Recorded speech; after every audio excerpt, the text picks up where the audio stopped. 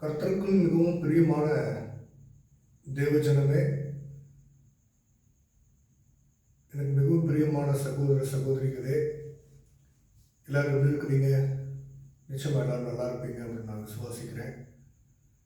கர்த்தராகிய இயேசு கிறிஸ்துவனுடைய உயிர்த்தெழுந்த ஜீவனுள்ள பெயரால் உங்கள் எல்லோரையும் வரவேற்கிறேன். எல்லாரும் எப்படி இருக்கிறீங்க? சரி, நிச்சயமாக நல்லா இருப்பீங்க.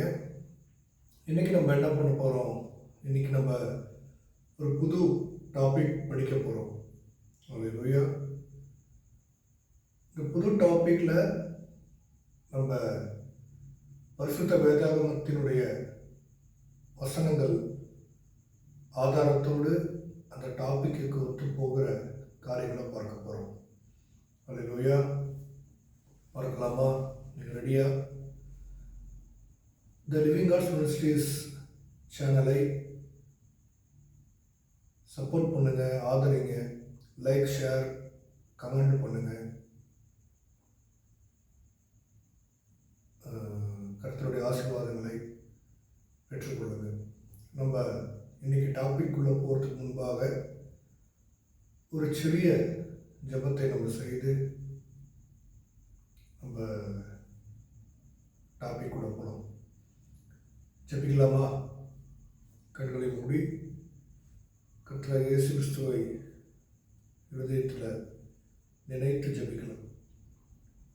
வானாதி வானங்களையும் பூமியையும் சமுத்திரங்களையும் உண்டாக்கின ஜீவனோட நல்ல பிதாவே, தகப்பனே, அப்பா பிதாவே என்று அழைக்கிற புத்திர சுவிகாரத்தின் ஆவியை கொடுத்திருக்கிறீங்கப்பா. அந்த அதிகாரத்தினாலே தகப்பனே உண்மை நோக்கி ஜெபிக்கிறேன் கர்த்தாவே. இந்த சேனலை, இந்த வீடியோவை பார்த்து கொண்டிருக்கிற ஒவ்வொரு தேவ பிள்ளைகளையும், தேவ ஊழியக்காரர்களையும் நீங்கள் ஆசீர்வதிக்க வேண்டும் நான் ஜெபிக்கிறேன். இன்றைக்கு பேசவிருக்கிற தலைப்பை கர்த்தர் நீர் வந்து ஆசீர்வதிங்கப்பா. என்னை மறைத்து நீங்கள் பேசி நீங்கள் வெளிப்பட வேண்டும் நான் ஜெபிக்கிறேன். ஞானத்தினாலும் அறிவினாலும் விவேகத்தினாலும் நிரப்புங்க, ஆசீர்வதிங்க. எல்லா துதியும், எல்லா கனமும், எல்லா மகிமையும் உமக்கு ஒருவருக்கே செலுத்துகிறேன் சுவாமி. நீர் பெருகவும் நான் சிறுகவும் வேண்டும் நான் ஜெபிக்கிறேன். இயேசு கிறிஸ்துவின் உயிர்த்தெழுந்த நாமத்தில் ஜெபிக்கிறேன் ஜீவனோட நல்ல பிதாவே, ஆமென். சரி, இன்னைக்கு நம்ம என்ன டாபிக் பார்க்க போகிறோம் அப்படின்னா அபிஷேகம், அனாயிண்டிங். அல்லேலூயா. இந்த அபிஷேகம் அப்படிங்கிற ஒரு விஷயம் தேவ பிள்ளைகளுக்கும் கர்த்தராகிய இயேசு கிறிஸ்துவுக்கு ஊழியம் செய்கிற ஊழியக்காரர்களுக்கும் ரொம்ப இன்றியமையாத முக்கியமான ஒரு விஷயமா இருக்குது. ஏன்னு கேட்டிங்கன்னா, அபிஷேகம் என்பது கர்த்தரால் தெரிந்து கொள்ளப்பட்ட, கர்த்தரால் அழைக்கப்பட்ட, கர்த்தரால் ஆசீர்வதிக்கப்பட்ட தனி நபருக்கோ அல்லது இனத்துக்கோ தேவன் கொடுக்குற ஒரு ஆசீர்வாதம் அது. தாவீது வாழ்க்கையை நீங்கள் எடுத்து படிக்கும்போது சாமுவேல் தீர்க்கதரிசி தாவீது ராஜாவை அபிஷேக எண்ணெயினால் அபிஷேகம் செய்து தேவனுடைய திட்டம் அவர் வாழ்க்கையில் இருக்கிறத அவருக்கு சொல்லி அவரை பலப்படுத்தினதான் நம்ம வாசிக்கிறோம். அப்போது தேவனுடைய தீர்க்கதரிசியான சாமுவேல் மூலியமாக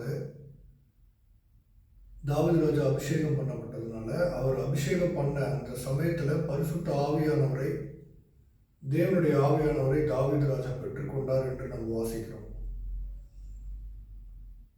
அப்போ பாருங்க தேவஜனமே, அபிஷேகம் என்பது ஜீவனுள்ள தேவனால் கொடுக்கக்கூடிய ஒரு அற்புதமான ஒரு விஷயம்.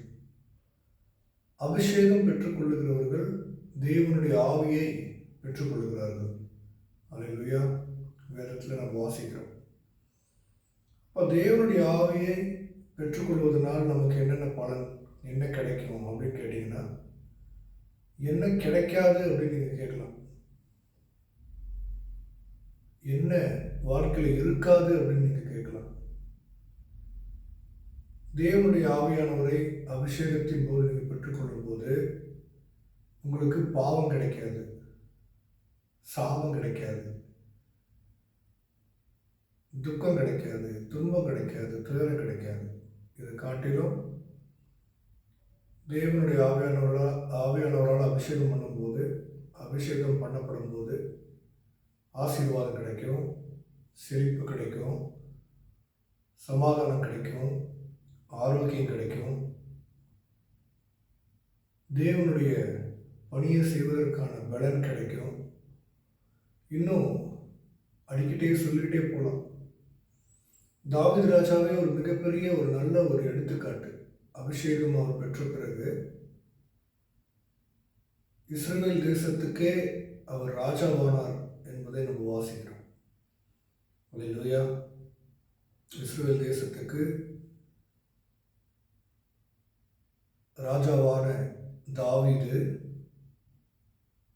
ஒரு சாதாரணமான ஒரு ஆள், ஆடு மேய்த்து கொண்டிருந்தவர். அவருக்கு முன்பாக அநேக சகோதரர்கள் பிறந்திருந்தாங்க.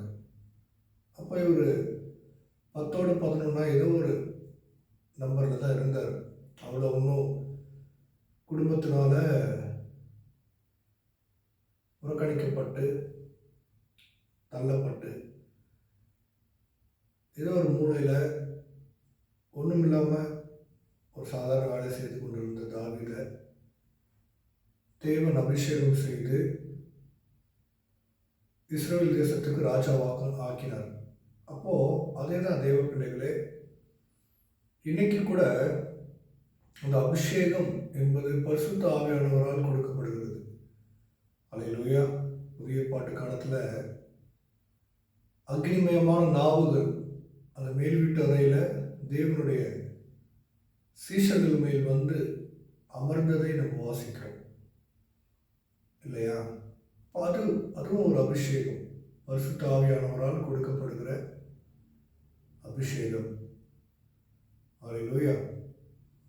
பரிசுத்த ஆவியானவரால் கொடுக்கப்படுகிற அந்த அபிஷேகம் பழைய ஏற்பாட்டு காலத்தை காட்டிலும் புதிய ஏற்பாடு காலகட்டங்களில் தான் பிரத்யட்சமாய் மனிதர்களுக்கு முழுவதுமாக கிடைத்ததாக நம்ம வாசிக்கிறோம். ஏன்னா கர்த்தராக இயேசு கிறிஸ்து கன்னியின் வயிற்றில் பிறந்து பரிசுத்த ஆவியானவரால் வழிநடத்தப்பட்டு ஞானத்தினாலும் அறிவினாலும் வளர்ந்து 30வது வயதில் ஞானஸ்நானம் எடுத்து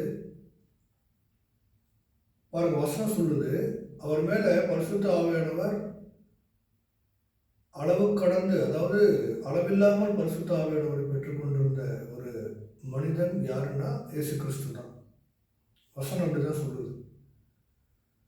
இயேசு கிறிஸ்துவுக்கு மேலே இருந்த பரிசுத்த ஆவியானுடைய வல்லமை இன்னைக்கு வரைக்கும் வேற எந்த மனுஷனுக்கும் கொடுக்கப்படலை. அந்த அளவுக்கு பாத்திரம் யாருமே இல்லை, அந்த தகுதியும் யாருக்கும் இல்லை. அந்த மாதிரி கர்த்தராக இயேசு கிறிஸ்து போல ஓடவும் ஊழியம் செய்யவும் ஒருவராலும் முடியாது. அப்போ பவுல் கூட பாருங்க, ஒரு இடத்துல சொல்றாரு, பரிசுத்தவான்களில் சிறியவன் நான் என்று சொல்றாரு. அப்போ அவரை விட பெரிய பரிசுத்தவான்கள்லாம் அவருக்கு முன்னாடி வாழ்ந்திருக்காங்க, அவருக்கு பிற்பாடும் வாழ்ந்திருக்கலாம். அதற்கான குறிப்புகள் இல்லை. அவர் யாரை மைண்ட் பண்ணுறாரு அப்படின்னு நம்ம கெஸ் பண்ணோம் அப்படின்னா அப்போஸ்தலர்களை கூட அவர் சொல்லியிருக்கலாம். ஏன்னா அப்போஸ்தலர் பேதுருவும் யோவானும், அந்த 2 பேரும் தேவ ஆலயத்தின் அலங்கார வாசல் அண்டையில் போகும்போது 9வது ஜெப வேலையினப்போ தாயின் கருவிலிருந்து ஊனமாய் பிறந்த ஒரு சப்பானி, ஒரு முடவனை இயேசுவின் நாமத்தினால எழுந்து நடக்க வைக்கிறாங்க. அப்போ அவங்களுக்கு எந்த அளவுக்கு பரிசுத்தம் இருந்திருக்கும்ட்டு நம்ம சிந்திச்சு பார்க்கணும். அப்போது ஒருவேளை அவர்களை மீன் பண்ணி கம்பேரிங் டு அதர் அப்போஸ்டல்ஸ் பரிசுத்த பேதுரு அந்த மாதிரி சொல்லியிருக்கலாம். அப்போ பாருங்கள், அபிஷேகம் பெற்ற பிறகு ஆவிக்குரிய வாழ்க்கையில் வளர்ச்சி என்பது ஒரு மனுஷனுக்கு அவருடைய வாழ்க்கையின் இறுதி நாள் வரைக்கும் அந்த வளர்ச்சி கர்த்தருக்குள்ள அவங்க இருந்தாங்கன்னா அது வளர்ந்து கொண்டே தான் இருக்கும். அதற்கு முடிவே கிடையாது. பரிபூர்ணமான ஒரு பரிசுத்தவான் என்பவர்கள் யாருமே இந்த பூமியில் கிடையாது.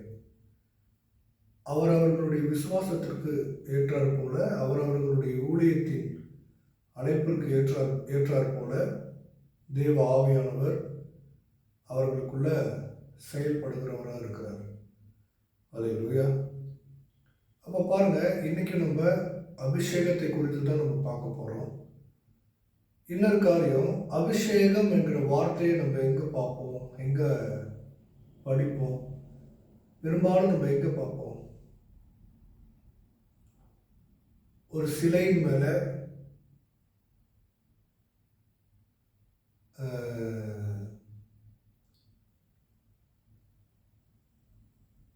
தண்ணீரையோ பாலையோ நெய்யையோ இல்லையா எதையாவது ஊற்றி அதை அர்ச்சிக்கிறாங்கல்ல, அதை வணங்குறாங்க பாருங்க. அப்போது அதுதான் அபிஷேகம்.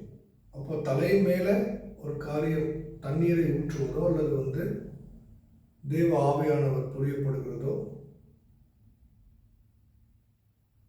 அல்லது பழைய ஏற்பாட்டு காலத்தில் அனாயிண்டிங் ஆயில், அபிஷேக எண்ணெய் என்பது இருந்தது. இந்த அபிஷேக எண்ணெயை தலை சிரசின் மேலே ஊற்றி என்ன பண்ணுவாங்கன்னா தேவனுடைய பணிக்காக, தேவனுடைய திட்டத்துக்காக அவர்களை பிரித்தெடுப்பாங்க. ஸோ அதுதான் அபிஷேகம். அப்போது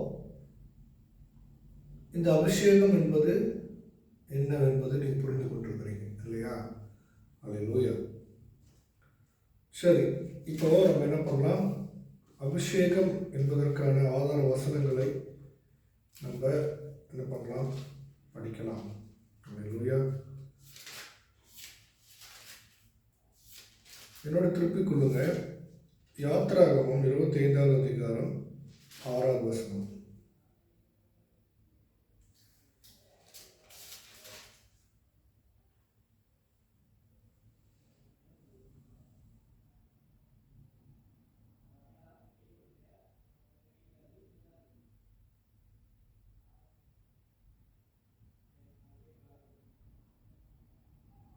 இங்கே பாருங்க, கர்த்தர் மோசேக்கிட்ட சொல்றார், இஸ்ரவேல் புத்திரர் எனக்கு காணிக்கையை கொண்டு வரும்படி அவர்களுக்கு சொல்லு. மனப்பூர்வமாய் உற்சாகத்துடன் கொடுப்பவன் எவனோ அவனிடத்தில் எனக்கு காணிக்கையை வாங்குவீர்களாக.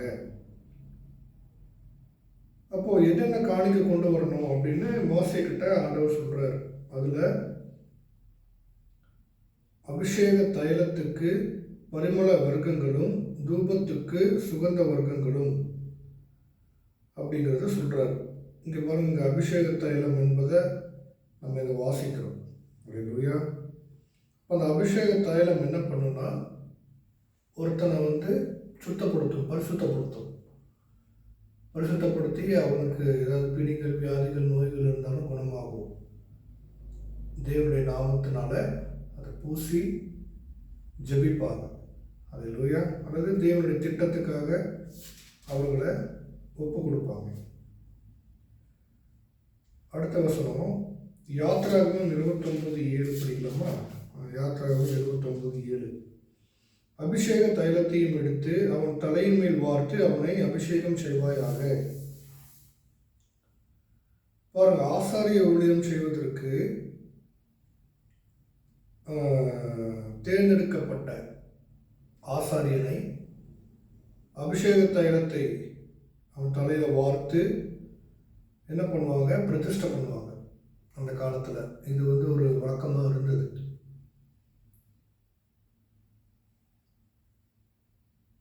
அப்போது அபிஷேக தைலத்தையும் எடுத்து அவன் தலையின் மேல் வார்த்து அவனை அபிஷேகம் செய்வாயாக. பின்பு அவன் குமாரரை சேர பண்ணி ஆசாரிய ஊழியம் அவர்களுக்கு நித்திய கட்டளையாக இருக்கும்படி அவர்களுக்கும் அங்கிகளை உடுத்துவாயாக.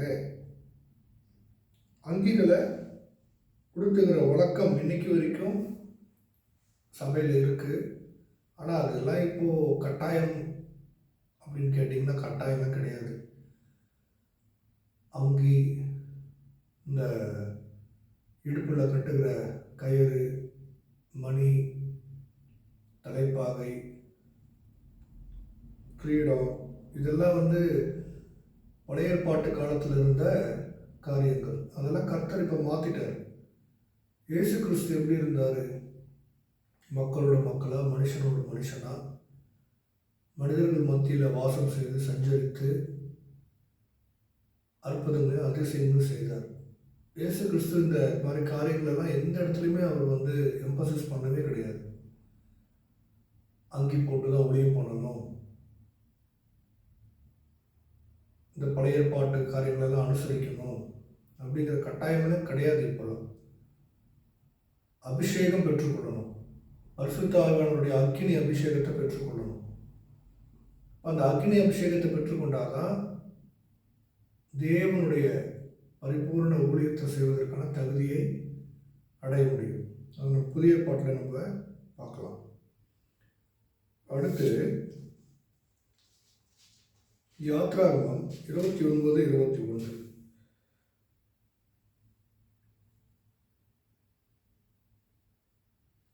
பலிபீடத்தின் மேலிருக்கும் இரத்தத்திலும் அபிஷேக தைலத்திலும் கொஞ்சம் எடுத்து ஆரோனும் அவன் வஸ்திரங்களும் அவனுடைய குமாரரும் அவர்களுடைய வஸ்திரங்களும் பரிசுத்தமாக்கும்படி அவன் மேலும் அவன் வஸ்திரங்கள் மேலும் அவனுடைய குமாரர் மேலும் அவர்களுடைய வஸ்திரங்கள் மேலும் தெளிப்பாயாக. இந்த தெளிப்பு என்கிற கான்செப்ட் பாருங்கள், பழைய ஏற்பாட்டில் இருந்திருக்குதுங்க. அதனால தான் இன்னைக்கு கூட சில பாரம்பரிய சபைகளில்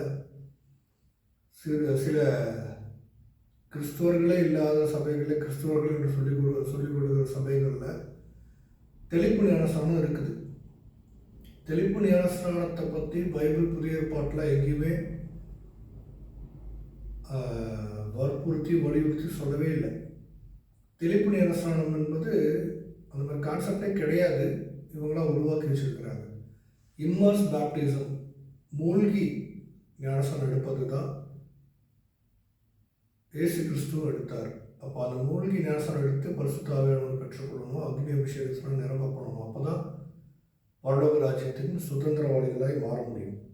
அப்போ பாருங்க, பழைய ஏற்பாட்டு காலத்தில் இந்த தெளிப்பு என்கிற கான்செப்ட் இருந்தது. தண்ணீரை தெளிப்பாங்க, ரத்தத்தை தெளிப்பாங்க.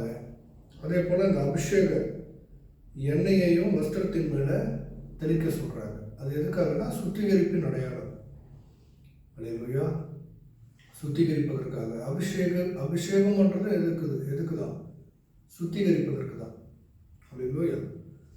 அடுத்த வசனம் 30:25. யாத்ராகமம் 30:25. அதனால் பரிமள தைலக்காரன் செய்வது போல கூட்டப்பட்ட பரிமள தைலமாகிய சுத்தமான அபிஷேக தைலத்தை உண்டு பண்ணுவாயாக. அது பரிசுத்த அபிஷேக தைலமாக இருக்க கிடவது. அப்போ பரிமள தைலக்காரன் இந்த அபிஷேக எண்ணெயை உண்டாக்குவதற்குன்னே அந்த காலத்தில் பிரத்யேகமான ஆட்கள்லாம் இருந்திருக்கிறாங்க. அவங்க என்ன பண்ணுவாங்க, இந்த மாதிரி அபிஷேக எண்ணெயை செஞ்சு பிரதிஷ்டை பண்ணி அதை தேவனுடைய ஊழியத்திற்கு பயன்படுத்துவாங்க. அல்லேலூயா. அடுத்த வசனம் அதே அதிகாரத்தில் 31. இஸ்ரவேல் புத்திரரோடே நீ பேசி சொல்ல வேண்டியதாவது, உங்கள் தலைமுறை தோறும் இது எனக்குரிய பரிசுத்த அபிஷேக தைலமாக இருக்க வேண்டும்.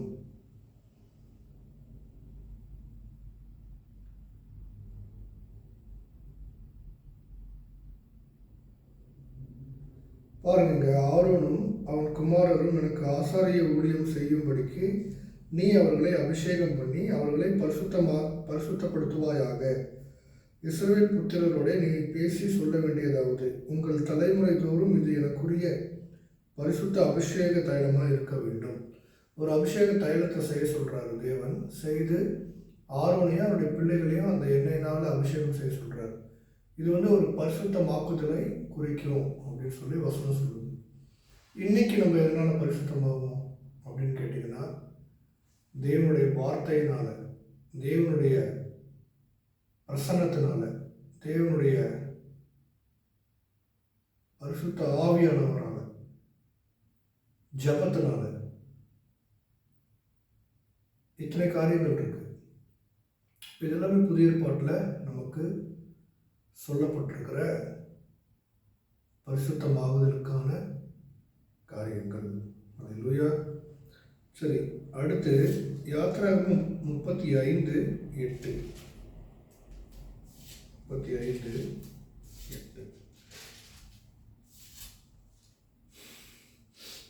விளக்கு எண்ணெயும் அபிஷேக தைலத்துக்கு பரிமள வர்க்கங்களும் தூபத்திற்கு சுகந்த வர்க்கங்களும் ஆசாரியருடைய ஏபேத்திலும் பதக்கத்திலும் பதிக்கத்தக்க கோமேதகம் முதலிய ரத்தனங்களுமே.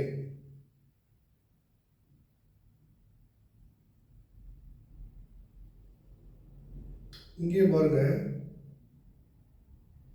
சபையாரெல்லாம் கூப்பிட்டு மோசே இஸ்ரவேல் புத்திரருக்கு சொல்றார், நீங்கள் 6 நாள் வேலை செய்யணும், 7ஆவது நாள் உங்களுக்கு பரிசுத்த நாளாக இருக்கும். அப்போது அந்த நாட்களில் நீங்கள் என்னென்ன கொண்டு வரணும், காணிக்கையாக கொண்டு வர வேண்டிய காரியங்கள்லாம் சொல்கிறாரு. அதில் அபிஷேக தைலமும் இருக்குது. அல்லேலூயா. அந்த அபிஷேக தைலத்தை ஜனங்களில் கொண்டு வர சொல்கிறது எதுக்காகனா, அந்த அபிஷேக தைலத்தை பூசி அவர்கள் பாவம் பண்ணியிருந்தாங்கன்னா அவர்களுக்காக ஜெபிப்பாங்க. அல்லேலூயா. சரி, அடுத்த வசனம் 35:8 பார்த்துட்டோம். யாத்திராகமம் 35:15. 35:15. தூப பீடத்தையும் அதன் தண்டுகளையும் அபிஷேக தைலத்தையும் சுகந்த தூப வர்க்கத்தையும் வாசஸ்தலத்தின் வாசலுக்கு தொங்கு திரையையும்.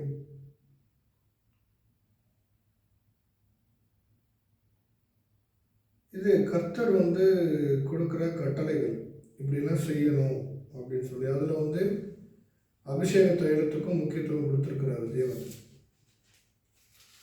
சரி, அடுத்த வசனம் யாத்ராகமம் 35:28.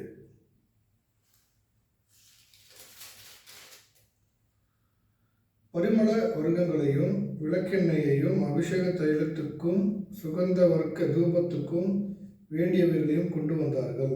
அப்போ மோசே சொன்ன மாதிரி எல்லாமே ஜனங்க கொண்டு வராங்க காணிக்கையா. அடுத்த வசனம் யாத்திராகமம் 37:29. 37:29. பரிசுத்த அபிஷேக தைலத்தையும் சுத்தமான சுகந்தங்களையும் தூப வர்க்கத்தையும் தைலக்காரன் வேலைக்கு ஒப்பாக உண்டு பண்ணினான். இப்போ தைலக்காரன் என்ன பண்ணுறான்? பரிசுத்த அபிஷேக தைலத்தை செய்கிறான். அந்த பரிசுத்த அபிஷேக தைலம் என்ன பண்ணும்? அதை பூசி அவர்கள் ஜெபிக்கும்போது அவர்களுக்கு அது பரிசுத்தத்தை உண்டு பண்ணும். அதற்காக தான் அந்த பரிசுத்த அபிஷேக தைலத்தை அந்த காலத்தில் நடைமுறையில் வைத்திருந்தாங்க. அல்லேலூயா. அடுத்து யாத்திராகமம் 39:38. பொற்பீடத்தையும் அபிஷேக தைலத்தையும் சுகந்த தூப வர்க்கத்தையும் வாசஸ்தலத்தின் வாசல் தொங்கு திரையையும் வெண்கல பலிப்பீடத்தையும் அதன் வெண்கல சல்லடையையும் அதன் தண்டுகளையும் அதன் சகல பனிமுட்டுகளையும் தொட்டியையும் அதன் பாதத்தையும். இது ஆராதனைக்குரிய காரியங்களை எல்லாம் ஆரோனுக்கும் அவருடைய குமாரர்களுக்கும் செய்ய வேண்டிய காரியங்களை எல்லாம் இன்ஸ்ட்ரக்ஷன்ஸ் கொடுக்குறார். யாரு? கர்த்தர் மோசேக்கு கொடுக்குற இன்ஸ்ட்ரக்ஷன், மோசே இஸ்ரேல் ஜனங்களுக்கு கொடுக்குற இன்ஸ்ட்ரக்ஷன்ஸை இங்கே நம்ம பார்க்குறோம். அடுத்து யாத்திராகமம்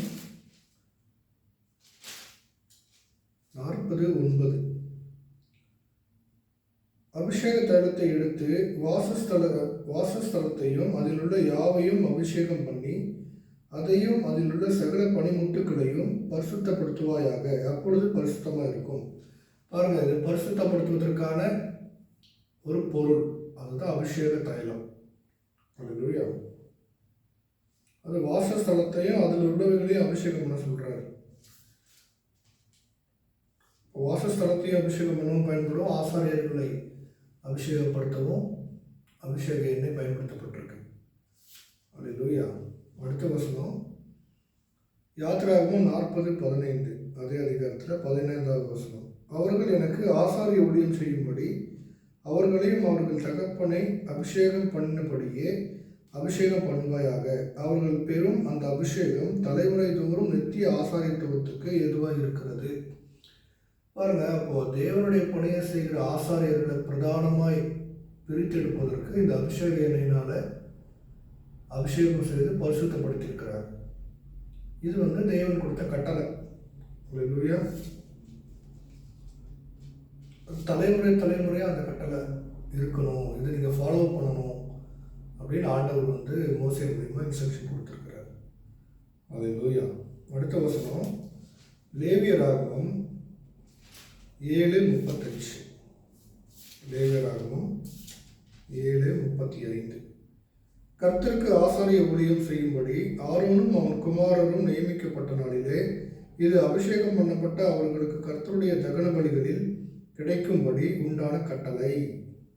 எல்லாம் கட்டளைகள் தான், எல்லா இன்ஸ்ட்ரக்ஷன்ஸ் தான், எல்லாம் பிரமாணங்கள் தான். மோசே மூலியமாக தேவன் இஸ்ரவேல் ஜனங்களுக்கு என்னென்ன பண்ணணும், என்னென்ன பண்ணக்கூடாது, எப்படி இருக்கணும், எப்படி இருக்கக்கூடாது, பரிசுத்தப்படுத்துவதற்கான காரியங்கள்லாம் என்ன, எப்படி பரிசுத்தமாக இருக்கணும், எந்தெந்த பொருளினால் பரிசுத்தப்படுத்தணும், தண்ணினால், இரத்தத்தினால, அபிஷேக எண்ணெயினால் பரிசுத்தமாக்கப்பட்டிருக்கிறாங்க.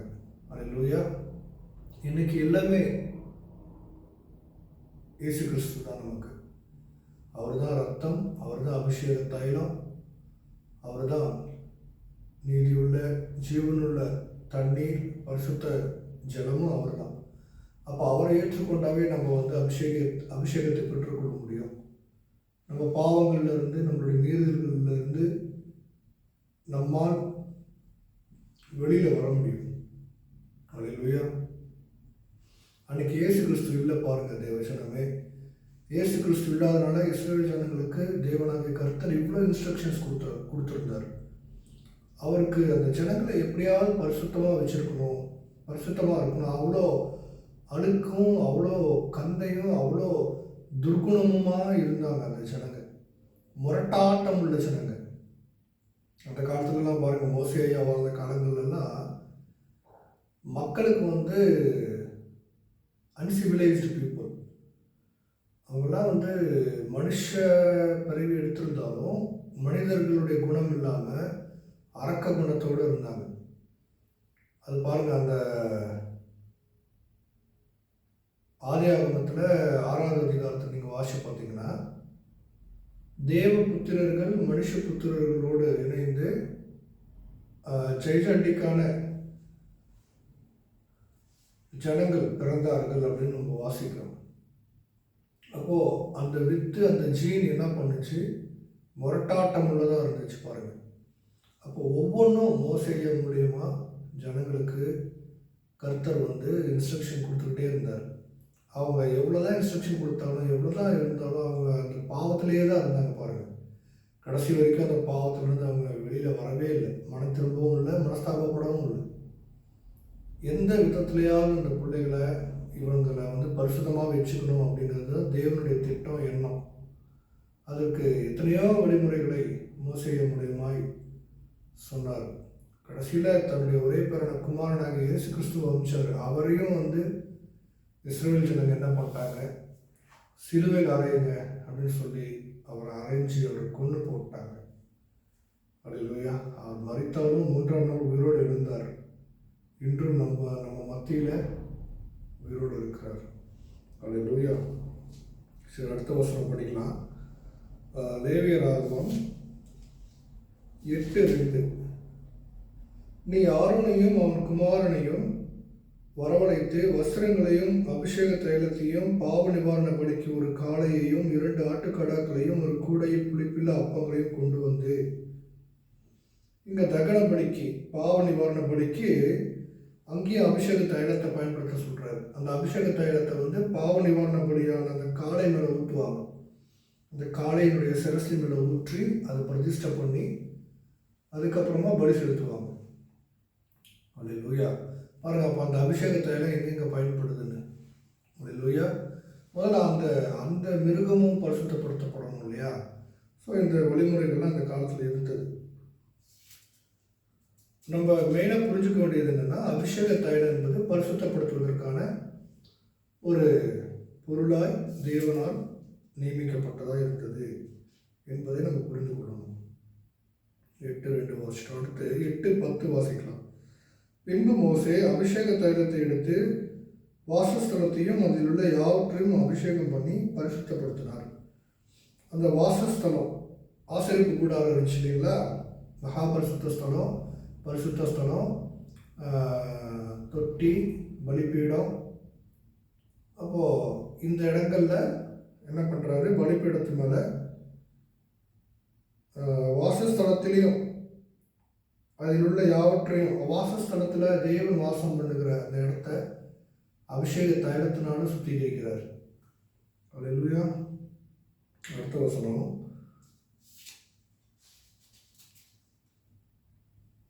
8:12. அபிஷேக தைலத்திலே கொஞ்சம் ஆரோனுடைய சிரசின் மேல் வார்த்து அவனை பரிசுத்தப்படுத்தும்படி அபிஷேகம் பண்ணினான். ஓகேவா? பரிசுத்தப்படுத்துவதற்காக. அடுத்து 21:12 வாசிட்டோமா? ஓகே. ஸோ பாருங்கள், இந்த பரிசுத்தப்படுத்துவதற்காக தான் அபிஷேக தைலம் பயன்படுத்தப்பட்டிருக்கிறதை நம்ம இங்கே வாசிக்கிறோம். அடுத்து என்னாகமம் 4:14. என்னாகமம் 4:14.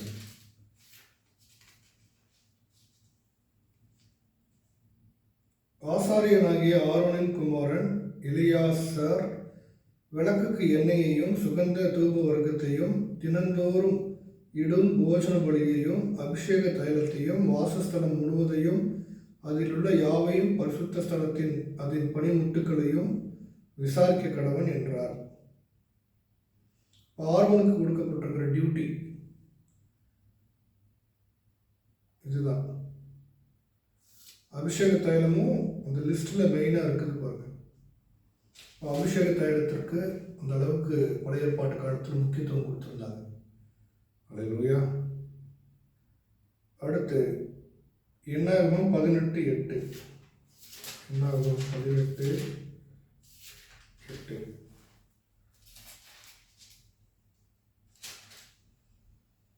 பின்னும் கர்த்தர் ஆரோனை நோக்கி, இஸ்ரவேல் புத்திரர் பரிசுத்தப்படுத்துகிறவர்களில் எல்லாம் எனக்கு ஏறெடுத்து படைக்கப்படும் படைப்புகளை காத்து கொண்டிருக்கிறீர்களே, அவைகளை உனக்கு கொடுத்தேன். அபிஷேகத்தின் நிமித்தம் அவைகளை உனக்கும் உன் குமாரருக்கும் நித்திய கட்டளையாக கொடுத்தேன். இப்போ கர்த்தர் ஆரோன்கிட்ட பேசுகிறார். என்ன சொல்கிறாரு? இஸ்ரவேல் புத்திரர் பரிசுத்தப்படுத்துகிறவர்களில் எல்லாம் எனக்கு ஏறெடுத்து படைக்கப்படும் படைப்புகளை காத்து கொண்டிருக்கிறீர்களே. இப்போது ஆரோனுடைய டியூட்டி என்னென்னா, தேவனால் படுத்தப்படுகிற காரியங்கள் எல்லாம் அவங்க பாதுகாக்கணும். அவங்கள தவிர வேற யாராவது அந்த பரிசுத்த காரியங்களை தொட்டால் அவங்கள அடிச்சுடுவார் கர்த்தர். அந்த உடன்படிக்கை பெட்டியின் மேலே ஒருத்தன் கை வைக்கிறான், உடனே அடித்து அவனை கொண்டு போட்டுடுறாரு பாருங்க. அவன் பேர் நான் மறந்துட்டேன். அந்த உடன்படிக்கை பெட்டி ஓபேத் வீட்டில் போய் விற்கிறாங்க. அப்போ அந்த வீடு ஆசீர்வதிக்கப்படுகிறத நம்ம பார்க்கிறோம். அப்போது பரிசுத்த காரியங்களை பாதுகாப்பதற்காக தான் ஆரோனை தேவன் நியமித்து வைத்திருந்தார். அது ஆரோனுடைய டியூட்டி. ஆரோனுக்கும் அவருடைய பிள்ளைகளுக்கும் குமாரர்களுக்கும் கொடுக்கப்பட்டிருந்த டியூட்டியாக நம்ம இங்கே பார்க்குறோம். அடுத்து ஏசாயா 10:27. ஏசாயா 10:27.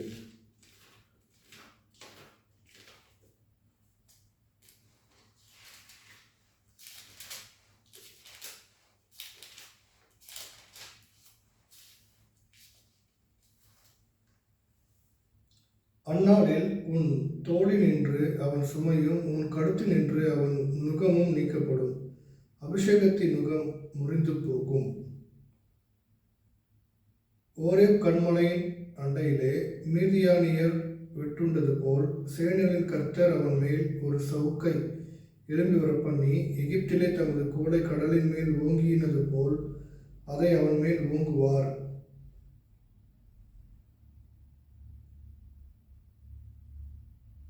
இது பாருங்க, தேவனால் உரைக்கப்பட்ட காரியமாக இருக்குது. ஏழைகளை வழக்கிலே தோற்க பண்ணவும், என் ஜனத்தின் சிறுமையானவர்களின் நியாயத்தை புரட்டவும், விதவைகளை சூறையாடவும், திக்கற்ற பிள்ளைகளை கொள்ளையிடவும், அநியாயமான தீர்ப்புகளை செய்கிறவர்களுக்கும் கொடுமையான கட்டளைகளை எழுதுகிறவர்களுக்கும் ஐயோ. எசேயா தீர்க்கதரிசி மூலியமாய் இஸ்ரவேல் ஜனங்களுக்கு கொடுக்கப்படுகிற காரியங்கள் எல்லாமே.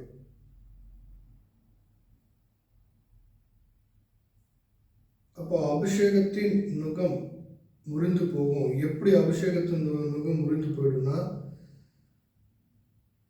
தேவையில்லாத காரியங்களை செய்தால், கர்த்தருக்கு பிரியமில்லாத காரியங்களை செய்தால் அவர்கள் மேலே இருக்கிற அபிஷேகம் போயிடும் அப்படின்னு சொல்லி இந்த வசனத்தில் வாசிக்கிறோம். இது சிம்சோன் வாழ்க்கை எடுத்து பாருங்க. சிம்சோனுக்கு இருந்த அந்த அபிஷேகம் வல்லமை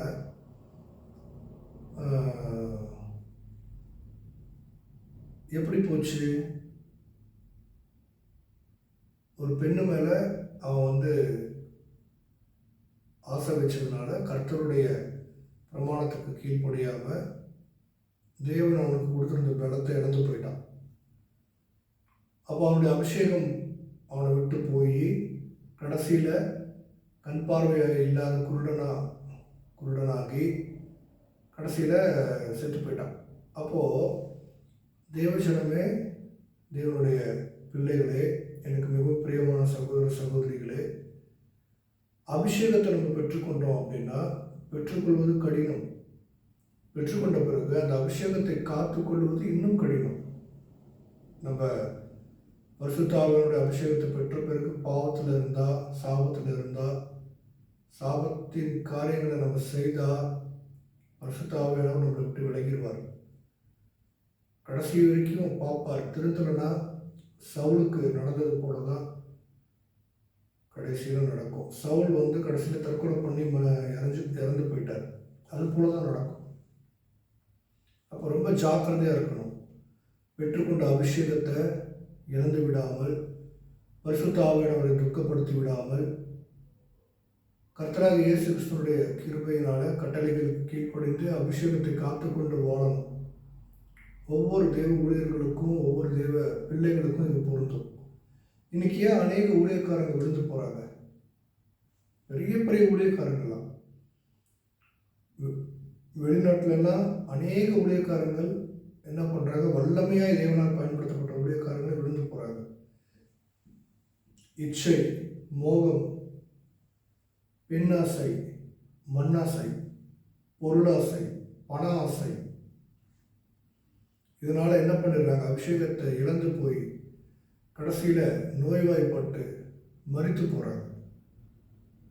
அப்போது தேவச்சனமே, தேவ பிள்ளைகளே, எனக்கு மிகவும் பிரியமான சகோதர சகோதரிகளே, கர்த்தருடைய காரியங்கள்லாம் விளையாடக்கூடாது. ரொம்ப ஜாக்கிரதையாக இருக்கணும். ஞானமாய் நம்ம செயல்படணும். பிசாசு அந்த அபிஷேகத்தை பிடுங்கிறதுக்கு, திருடுவதற்கு நம்மளை என்னன்னாவும் பண்ண பார்ப்பான். அவனுக்கு நம்ம இடமே கொடுத்துடக்கூடாது. பாருங்கள், இடம் கொடுத்துட்டோம், முடிஞ்சு போச்சு. ஆனாலும் கர்த்தருடைய கிருபை நம்மளை விட்டு விலகாது, மாறாது. அல்லேலூயா. பவுல் இடத்துல சொல்கிறாரு, ஒரு அபிஷேகத்தை பெற்றுக்கொண்ட பிறகு அந்த அபிஷேகத்திலிருந்து பின்வாங்கி போனான்னா அவனுடைய முன்னிலைமை, அவனுடைய பின்னிலைமை முன்னிலைமை காட்டிலும் கேடுள்ளதாக இருக்கும் அப்படின்றார். அப்போ அந்த நிலைமைக்கு நம்மளை தள்ளிவிடக்கூடாது. நம்ம தான் தற்காத்து கொள்ளணும். அல்லேலூயா. ஒரு பாவம் வருதா, அந்த பாவத்தில் விழுவதும் அதை விட்டு விலகி ஓடுவதும் நம்ம கையில் தான் இருக்குது. ஞானமாய் கர்த்தருடைய வார்த்தைக்கு கீழ்ப்படிந்து பெற்றுக்கொண்ட பரிசுத்த ஆவியானுடைய அபிஷேகத்தை வீணடிச்சிடாமல் வாழ வேண்டியது நம்முடைய கடமையாக இருக்கிறது. அல்லேலூயா. இதோட பழைய ஏற்பாடு வசனங்கள் முடியுது. அடுத்து நம்ம புதிய ஏற்பாட்டில் ஒரு 2 வசனம் இருக்குது. இந்த 2 வசனத்தை மட்டும் நம்ம வாசிச்சுட்டு இந்த செய்தியை நான் முடிச்சிடுறேன். ப்ரேயர் பண்ணி முடிச்சிடலாம். என்னோட திருப்பிக் கொள்ளுங்க. யாக்கோபு 5:14. யாக்கோபு 5:14.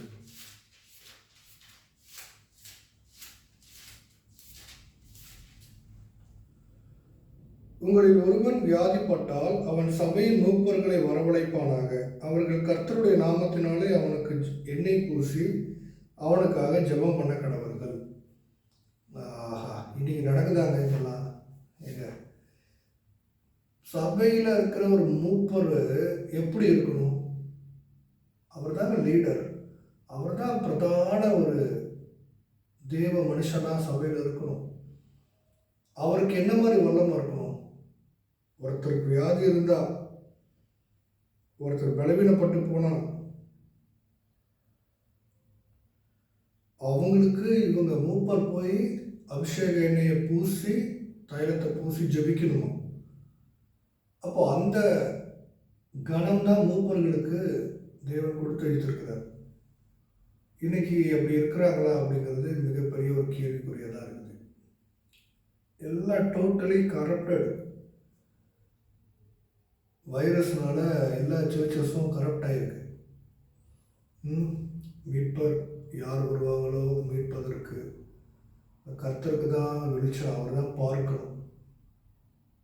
ஒவ்வொரு சபைகள்லேயும் ஒவ்வொரு குறைகள் இருக்குது. குறைவில்லாத சபைகளே இல்லை.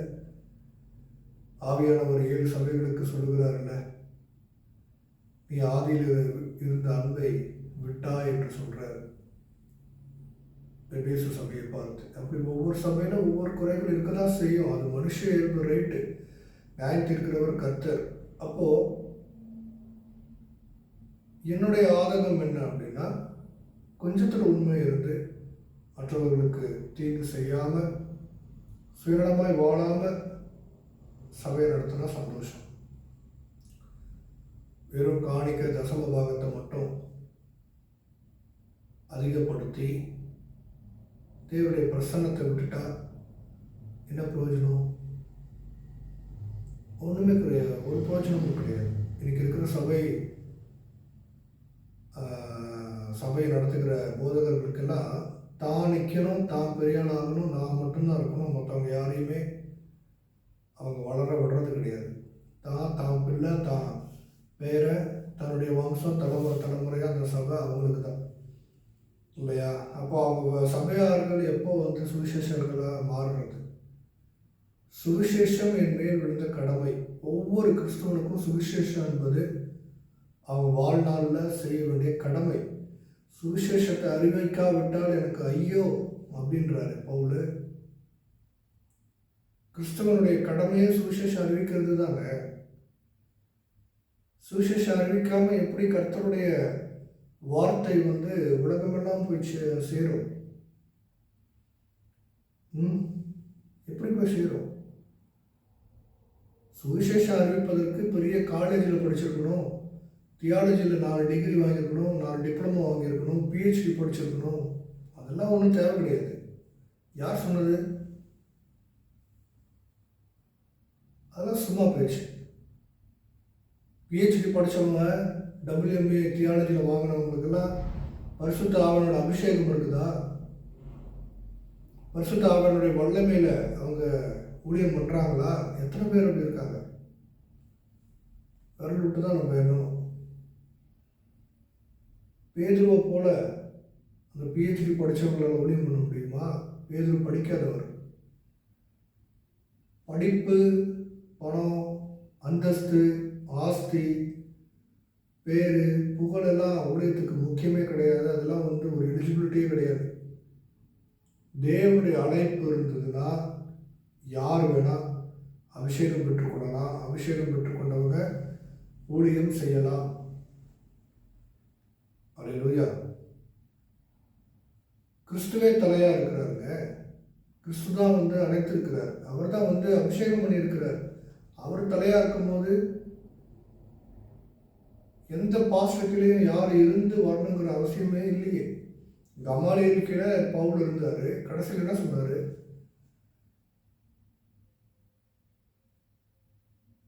எல்லாமே கரெக்டட். மத்தேயு 23 வெளுத்து வாங்குறாரு பரிசேயர்களையும் வேத பாரகர்களையும் இயேசு கிறிஸ்து. அப்படிதான் இன்னைக்கு இருக்கிறாங்க அநேக ஊழியக்காரங்க. கொஞ்சத்தில் உண்மையாக இருக்கிறவங்கள கர்த்தர் பார்க்குறாருங்க. அவர் நல்லா அவங்களெல்லாம் வச்சிருக்கிறாரு. கொஞ்சத்தில் உண்மையுள்ள ஊழியக்காரங்க இருக்கிறாங்க, இல்லைன்னு நான் சொல்லல. அப்போது ஒரு சபையாக கஷ்டப்பட்டு ஆரம்பிக்கிறீங்க, நடத்துகிறீங்க, எல்லாம் பண்ணுறீங்க, ரைட்டு. எத்தனை நாள் நீங்களே தலையாக இருப்பீங்க? தலைவர்களை உருவாக்கி, சபைகளை உருவாக்கி, வெளியில் அனுப்பி, அவர்களையும் நம்ம ஊழியத்தில் என்கரேஜ் பண்ணணுமா இல்லையா? எத்தனை பேர் பண்ணுறாங்கன்னு எனக்கு தெரியல. பண்ணுறவங்க இருக்கிறாங்க. அந்த சுயநலமே வரக்கூடாதுங்க ஊழியத்தில்.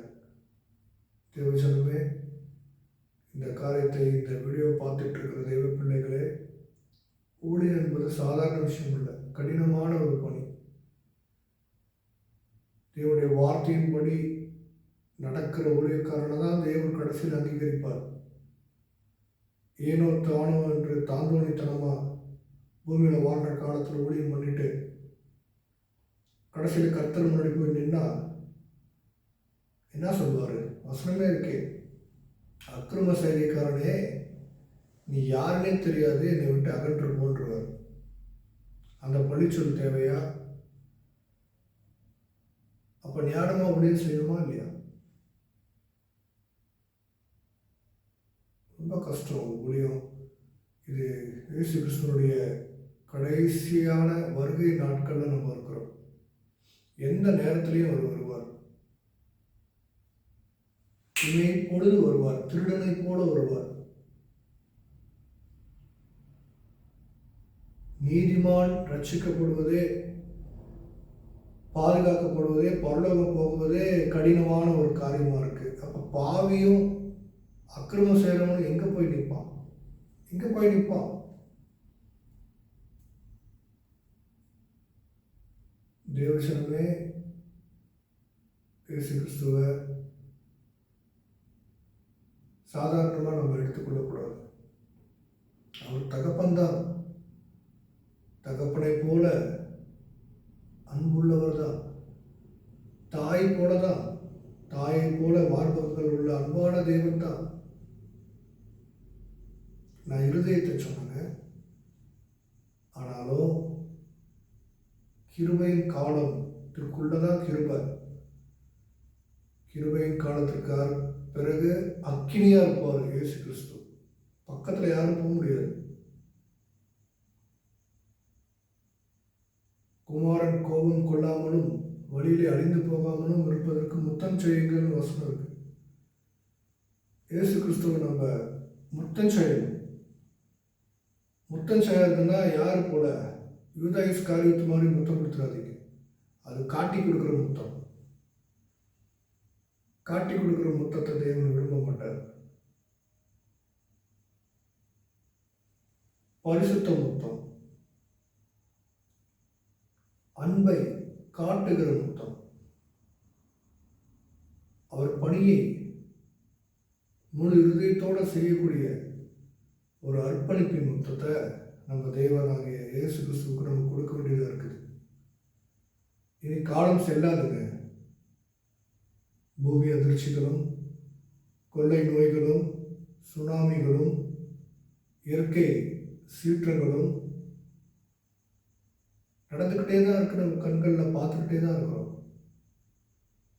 அங்கங்கே இயற்கை சீற்றங்கள்னால கொத்து கொத்தா மனுஷங்க மறிச்சுட்டே இருக்கிறாங்க. யாருக்கு வேணால் என்ன வேணால் நடக்கும். நாளைக்கு என்ன நடக்கும்னு நமக்கு தெரியுமா? தூங்கிட்டே இருக்கிறவனும் தூக்கத்திலே போயிடுறான். 100 வயசில் இருக்கிற கிழவன் ரோட்டில் நடந்து போனாலும் கன்று மாதிரி நல்லா இருக்கான். எறும்பு கடிச்சு சத்தம்னு இருக்கான், யானை மிதிச்சு புடச்சவனும் இருக்கான் அப்படின்னு தமிழில் சொல்லுவாங்க. அப்போது ஒவ்வொரு நாளும் தெய்வனுக்குள்ள நம்ம எவ்வளோ வைராக்கியமாக பரிசுத்தமாக வாழணும் அப்படிங்கிறத யோசிச்சு பாருங்க. மனுஷனுடைய ஆவி எப்போ பெரியன்னு மனுஷனுக்கு தெரியாது.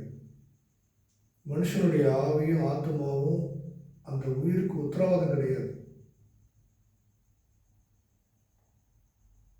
உலகத்தில் எவ்வளோதான் டெக்னாலஜி வந்தாலும் உயிரை கட்டி போட்டு பாதுகாத்து வைக்க முடியுமா? முடியாது. உடம்புல உயிர் எங்கே இருக்குன்னு எந்த டெக்னாலஜியால் சொல்ல முடியுமா? முடியாது. உடம்புல எங்கே இருக்குங்க உயிர்? உடம்புல உயிர் எங்கே இருக்கு? இருதயத்தில் இருக்கா?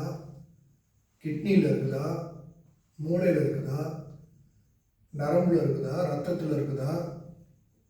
நுரையீரலில் இருக்குதா? கண்ணில் இருக்குதா? மூக்கில் இருக்குதா? வாயில் இருக்குதா? காதில் இருக்குதா? கையில் இருக்கா? காலில் இருக்கா? எங்கே இருக்குது உயிர்? விஞ்ஞானிகளால் கண்டுபிடிக்க முடிஞ்சதா? இல்லையே. விஞ்ஞானிகளை போய் கேட்டு பாருங்க, ஒரு மனுஷனுக்குள்ள உயிர் இருக்குன்றாங்க. உயிர் வெளியே போயிடுச்சுன்னா பாடி போனோம். உயிர் இருக்கிற வரைக்கும் தானே மரியாதை, பேர், புகழ் எல்லாம். அப்போ அந்த உயிர் எங்கே இருக்குன்னு விஞ்ஞானிகளை போய் கேட்டு பாருங்களேன். டெக்னாலஜி அவ்வளோ வளர்ந்துருக்குல்ல, கேட்டுட்டு வாங்க. அப்புறமா ஒரு கமெண்ட் அடிங்க, கமெண்ட் பாக்ஸில் கமெண்ட் அடிங்க, நான் அதுக்கான பதில் சொல்கிறேன். பைபிளில் இருக்குது மனுஷனுடைய உயிர் எங்கே இருக்குது அப்படிங்கிறதுக்கான கேள்விக்கு பதில் பைபிளில் இருக்குது. தெரியுமா உங்களுக்கு? தெரிஞ்சவங்க கமெண்ட் பண்ணுங்கள், தெரியாதவங்க கொஸ்டின் போடுங்க, நான் அப்புறமா கமெண்ட் பண்ணுறேன். சரி, கடைசியாக ஒரு வசனத்தை வாசிச்சுட்டு ப்ரேயர் பண்ணி முடிச்சிடலாங்க. 1 யோவான் 2ஆம் அதிகாரம் 27வது வசனம். நீங்கள் அவராலே பெற்ற அபிஷேகம், அதுதான் முன்னாடியே சொன்னேன். இயேசு கிறிஸ்து அபிஷேகம் செய்வார் ஆவியினாலும் அக்னியினாலும், இல்லையா? ஆவியினாலும் அக்னியினாலும். அப்போ நீங்கள் அவராலே பெற்ற அபிஷேகம் உங்களில் நிலைத்திருக்கிறது, ஒருவரும் உங்களுக்கு போதிக்க வேண்டியதில்லை. அந்த அபிஷேகம் சகலத்தையும் குறித்து உங்களுக்கு போதிக்கிறது. அது சத்தியமாக இருக்கிறது, பொய்யல்ல. அது உங்களுக்கு போதித்தபடியே அவரில் நிலைத்திருப்பீர்களாக. அல்லேலூயா. இங்கே பாருங்க, தேவனுடைய ஆவியை பெற்றுக்கொண்ட தேவ பிள்ளைகளுக்கு இங்கே எழுதப்பட்டிருக்கிற வசனம் இது. அவராலே நீங்கள் அபிஷேகம் பண்ணப்பட்டிருக்கிறீங்கப்பா, நீங்கள் பாதுகாக்கப்பட்டிருக்கிறீங்கப்பா, உங்கள் பாவங்களெல்லாம் மன்னிக்கப்பட்டிருக்குதுப்பா. இனி நீ பாவி கிடையாது, புத்திர சுவிகாரத்தின் ஆவியை பெற்றுக்கொண்ட தேவ பிள்ளை. உனக்கு என்ன செய்யணும், எது செய்யக்கூடாதுன்னு உனக்கே தெரியும். எப்படி பரிசுத்தமாக வாழணும், என்ன செஞ்சால் அசுத்தம் வரும், என்ன செய்யக்கூடாதுங்கிற அறிவெல்லாம் உனக்கே இருக்குது.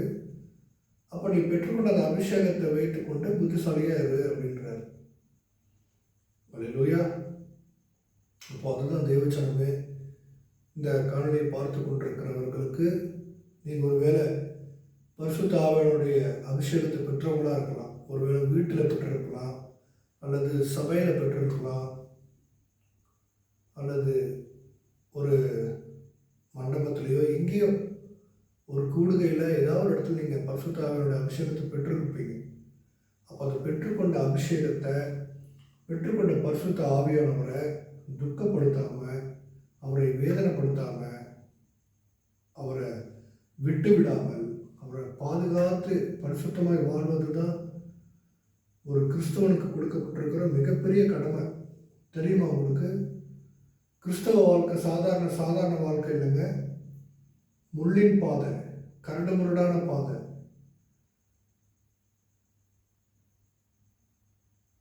முள்ளு மேலே நடக்கணும். கிறிஸ்துவ வாழ்க்கைங்கிறது காலில் முள்ளு குத்தி ரத்தம் சிந்தும், அப்போ நடக்கணும். முள் பாதைகளை, கரடு முரடான கற்கள் நிறைந்த பாதைகளை, அக்னியை கடந்து, அக்னி பாதையை கடந்து தான் நம்ம போகணும். அப்போதான் ராஜபாதை.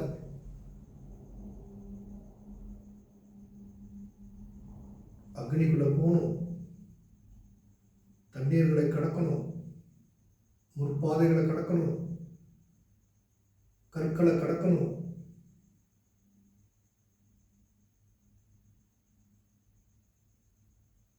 தேவச்சனமே, இன்னைக்கு நீங்கள் கிறிஸ்துவை ஏற்றுக்கொண்டதுனால அனுபவிக்கிற பாடுகள்னால வசனம் சொல்வது போல தேவ ஆவியானவர், உங்களுக்குள்ள இருக்கிற தேவ ஆவியானவர் உங்கள் மூலியமா அவர் மகிமைப்படுவார். யார் என்ன தூசிச்சாலும், யார் என்ன உங்களுக்கு விரோதமாக பேசணும்னோ அதை பற்றி கவலைப்படாதீங்க, டென்ஷன் எடுத்துக்காதீங்க. எல்லாவற்றையும் குறித்து கர்த்தருக்குள்ள ஜெபத்திலையோ வேத வாசிப்பில் தரித்திருந்து அவர்கிட்ட ஒப்பு கொடுங்க. கர்த்தர் பார்த்துப்பார். ஒருவேளை இன்னைக்கு நீங்கள் அபிஷேகத்தை இழந்து போயிருந்தீங்கன்னா, இன்னைக்கு நான் உங்களுக்காக ஜெபம் பண்ணுறேன். அந்த இழந்து போன அபிஷேகத்தை தேவனாகிய கர்த்தர் இரட்டத்தனையே மீண்டும் உங்களுக்கு கொடுக்க வல்லவராக இருக்கிறார். பெற்றுக்கொள்ள நீங்கள் ஆயத்தமா? காத்திருப்பு. புதிதாக அபிஷேகத்தை பெற்றுக்கொள்ளவும் காத்திருக்கணும். இழந்து போன அபிஷேகத்தை பெற்றுக்கொள்ள இன்னும் அதிகமாக காத்திருக்கணும். தெரியுமா உங்களுக்கு? புதிய அபிஷேகம் பெற்றுக்கொள்வது கூட இலகுவாய் கிடைச்சிடும். இழந்து போன அபிஷேகத்தை பெற்றுக்கொள்வதற்கு ரொம்ப நாளாகும். அவ்வளோ சீக்கிரம் தேவனை காயப்படுத்திட்டா அவர் மறக்கணும்ல, அவருக்கு காயம் ஆறணுமே. பரிசுத்த ஆவியை கொடுத்து தேவனுடைய பிள்ளை என்கிற புத்திர சுவிகாரத்தின் அதிகாரத்தை கொடுத்து, பரிசுத்தத்தை கொடுத்து, ஞானத்தை கொடுத்து, அறிவை கொடுத்து, கனிகளை கொடுத்து, வரங்களை கொடுத்து, ஊழியத்தையும் கொடுத்து, அற்புதங்களை செய்கிற அதிகாரத்தை கொடுத்து, அதிசயங்களை கொடுத்து, ஆசீர்வாதங்களை கொடுத்து, கடன் இல்லாத வாழ்க்கையை கொடுத்து, காரு, பங்களா, வீடு, பேரு, புகழ், ஆஸ்தி, அந்தஸ்து இவைகளே எல்லாத்தையும் கொடுத்த இயேசு கிறிஸ்துவை ஒரே செகண்ட்ல பாவம் செய்து மறுதளிச்சு அது எல்லாத்தையும் ஒரே நாளில் ஒரே செகண்ட்ல இழந்து போயிடுறான் இன்னைக்கு இருக்கிற மனுஷன். நடக்குது. எத்தனை ஊழியக்காரங்க, எத்தனை தெய்வ பிள்ளைங்க. தேவச்சனமே, ஒரு முறை நீங்கள் பெற்றுக்கொண்ட பரிசுத்தவாவியோட அபிஷேகத்தை விட்டுட்டீங்கன்னா உங்கள் பின்னிலைமை முன்னிலைமையை காட்டிலும் ரொம்ப கொடூரமாகிடும். யாரும் காப்பாற்ற வர மாட்டாங்க. இயேசு கிறிஸ்து கூட தள்ளி நின்றுவார். அவரை ப்ளீஸ் பண்ணி திருப்பியும் அழுது புரண்டு கண்ணீர் விட்டு பேதுருவை எடுத்துக்கோங்க. இயேசு கிறிஸ்துவனுடைய சீஷர்கள் 12 பேரில் இயேசு கிறிஸ்துவ மறுதளித்தது 2 பேர், பேதுருவும் யூதா இஸ்காரியோத்தும். பேதுரு ஓரளவுக்கு கர்த்தருக்கு பிரியமாக இருந்து அவர் வாயால் தான் மறுதளிச்சார், இருதயத்தினால அவர் மறுதளிக்கல. அவர் இருதயம் நல்ல இருதயம் பேதுருவுக்கு. அதனால் ஏதோ தடுமாறி தப்பிச்சு அழுது புரண்டு தூஷண வார்த்தைகள்னால இயேசு கிறிஸ்துவ திட்டினார்னே வசனம் இருக்குது. மறுதளிச்சதும் இல்லாமல் கர்த்தராக இயேசு கிறிஸ்துவ அவர் திட்டினாராம், வசனம் இருக்குது. நம்மளும் அதை செய்திருக்கிறோமா இல்லையா?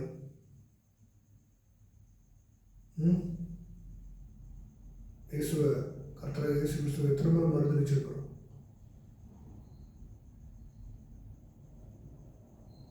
பாவத்தினுடைய இனிமையான அந்த சுவையை சுவைப்பதற்காக இயேசு கிறிஸ்துவ மறுதளிச்சிருக்கிறோம் இல்லையா? தேவச்சனமே, அப்படி நீங்கள் மறுதளிச்சவங்களா இருந்தால் இன்னைக்கு கர்த்தர்கிட்ட கூட ஒப்பு கொடுங்க. பரிசுத்த ஆவியானவர் பெற்றுக்கொள்ளாதவங்களுக்கும் பரிசுத்த ஆவியை தேவன் கொடுக்க உள்ளவராக இருக்கிறார். அப்பத்தை கேட்டால் பாம்பை கொடுக்க மாட்டாங்க, முட்டையை கேட்டால் தேலை கொடுக்க மாட்டாங்க.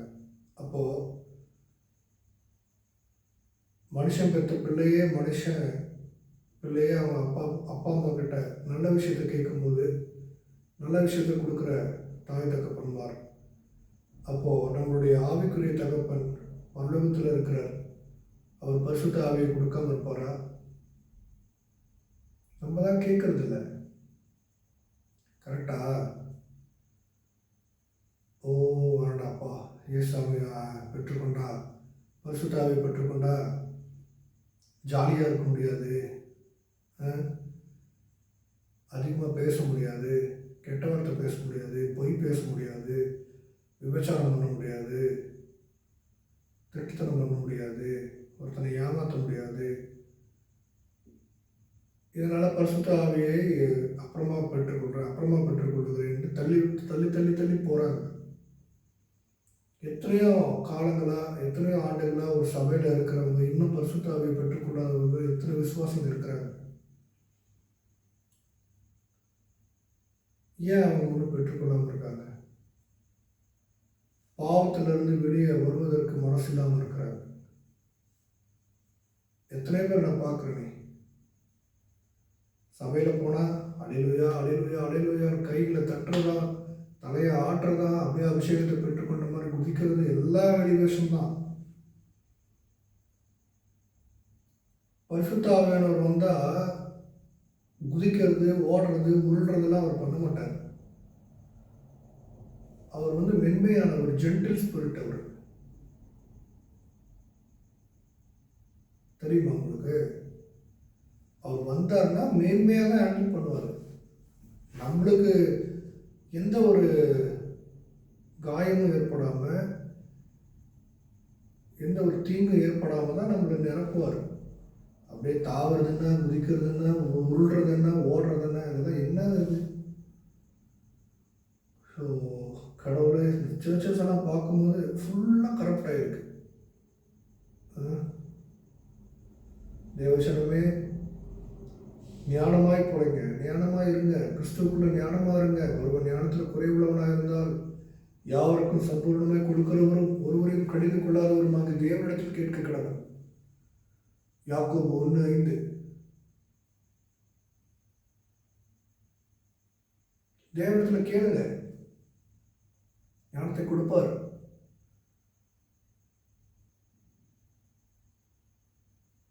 இந்த சபைகளில் இன்னொரு பிரச்சனை என்னன்னா, விசுவாசிங்க போதகரை காட்டிலும் ஞானமாக இருக்கக்கூடாது. அந்த போதகர்களுக்கு ஆகாது, அழுத்திடுவாங்க. அதுவும் நடக்குது. எப்படி இருக்கலாமா? இருக்கக்கூடாதே.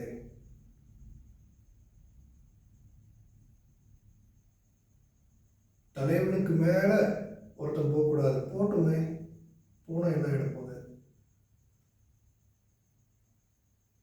தேவஜனமே, தேவ பிள்ளைகளே, விசுவாசிகளே, உணர்வடையுங்க. உணர்வுள்ள இருதயத்தை தேவனிடத்தில் கேளுங்க. இப்போ நான் உங்களுக்காக ஜெபிக்கிறேன். பரிசுத்த ஆவியானவரை நீங்கள் பெற்றுக்கொள்ளணும். இழந்து போன அபிஷேகத்தை மனம் திரும்பி மீண்டும் பெற்றுக்கொள்ளணும். காலம் இனி செல்லாது. கொடூரமான நாட்கள். யாருக்கு என்ன நடக்கும், எப்போ என்ன நடக்கும்னு தெரியாது. கடைசி நிமிடத்தில் நம்ம இருக்கிறோம். இஸ்ரவேல் நாட்டில் நடக்கிற ஒவ்வொரு செய்தியை நம்ம பார்த்துக்கிட்டு தான் இருக்கோம். ஒவ்வொரு நாள் ஒவ்வொரு செய்தி வருது. சிவப்பு கெடாரியை பலி செஞ்சிருக்கிறாங்க.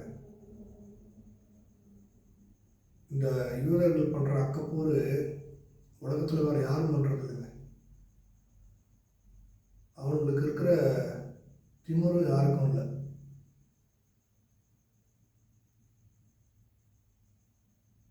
இயேசு கிறிஸ்துவ மறுதளிச்சானுங்க, சிலுவையில் அறைய சொல்லி ஒப்பு கொடுத்தானுங்க. அவர் உயிரோடு எழுந்து வந்த பிறகு ஏற்றுக்கல, உயிரோடு இருக்கும்போதும் ஏற்றுக்கல, இன்னைக்கு வரைக்கும் ஏற்றுக்கல. இன்னும் மெஸ்ஸியா வருவார்னு காத்திருக்கானுங்க. உலகத்திலேயே பெரிய ஞானிங்க, புத்திசாலிங்களும் அவனுங்க தான். உலகத்திலே பெரிய முட்டா பயலுங்களும் அவனுங்க தான். மண்டையில் அவனுக்கு மசாலா இல்லை. ஆனால் தேவனுடைய கிருபை அதிகமாக இருக்குது. நம்மளை விட அவங்களுக்கு அதிகமாக இருக்குது. பாருங்க, அதுதான் தேவனுடைய செல்லம்ன்றது. சரி, நம்ம ஜெபிக்கலாம்.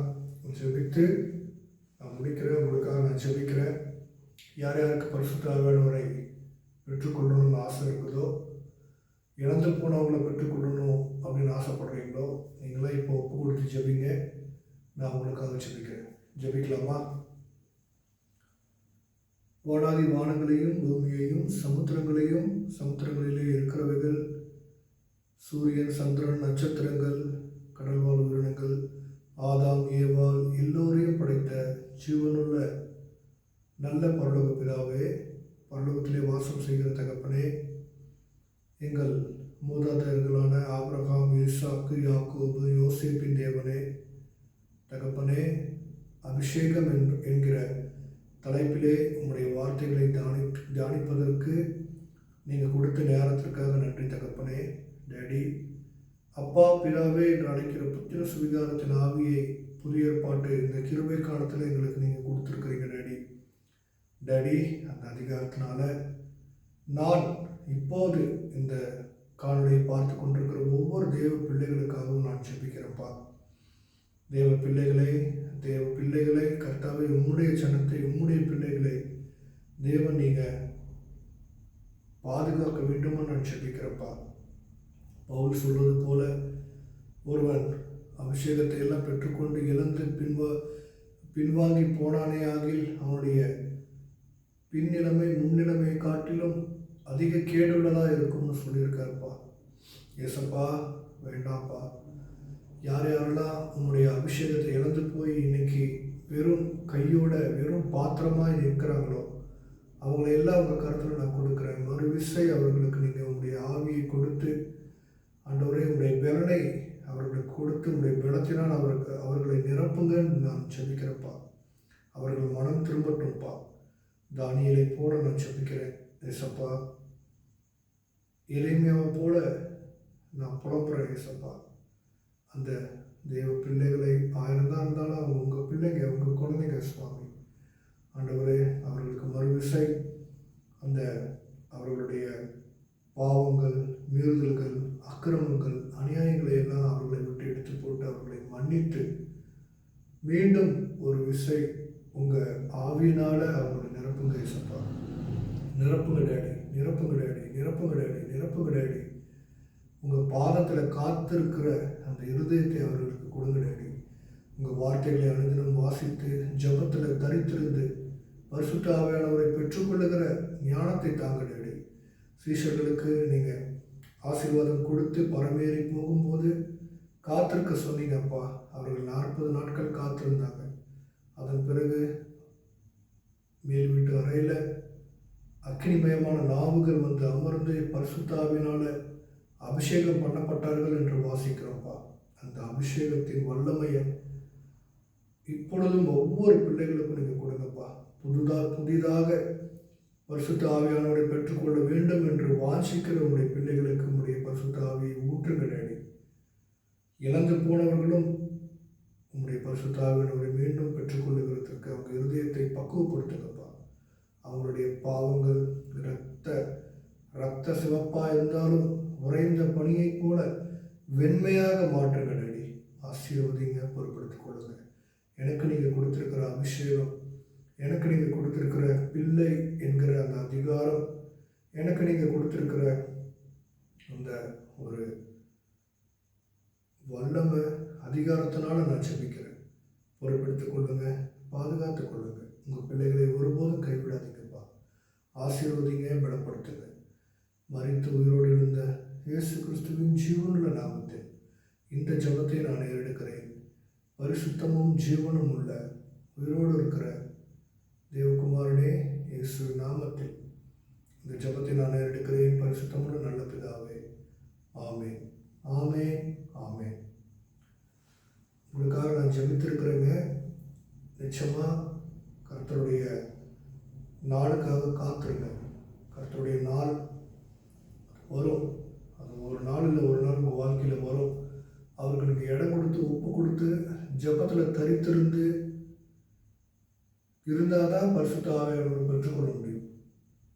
உலக பிரகாரமாக ஓடிட்டு அந்த டென்ஷன், இந்த டென்ஷன், கடன் பிரச்சனை, என்ன பிரச்சனை வேணால் இருக்கலாம். இப்படியே ஓடிட்டே இருந்தால் கடைசி வரைக்கும் சாத்தா ஓட விட்டுட்டே இருப்பான். கடைசியில் ஆத்மா விழுந்து போயிடுவீங்க. அதுக்கப்புறம் என்ன பயன்? பணத்துக்கு பின்னாடி ஓடி, இச்சை மோகத்துக்கு பின்னாடி ஓடி, பேர் புகழுக்கு பின்னாடி ஓடி ஆத்மாவை கடைசியில் இழந்து போயிட்டா என்ன பண்ண முடியும்? கர்த்தர் நிச்சயமாக உங்களுக்கு பரிசுத்த ஆவியானவரால் உங்களை நிரப்புவார். அவருக்கு ஒப்பு கொடுத்து ஜபத்தில் தரித்திருங்க. ஒரு ஜப ஆவி உங்களை தாங்கட்டும் இயேசு நாமத்தில். பிதாவாகிய அன்பும் கர்த்தராகிய இயேசு கிறிஸ்துவினுடைய கிருபையும் பரிசுத்த ஆவியானவருடைய அந்யோன்ய ஐக்கியமும் உங்கள் அனைவரோடும் இன்றும் இன்றும் சதா காலங்களில் இருப்பதாக. அடுத்த வீடியோவில் சந்திக்கலாம். God bless you all. Stay blessed. Hallelujah. Amen.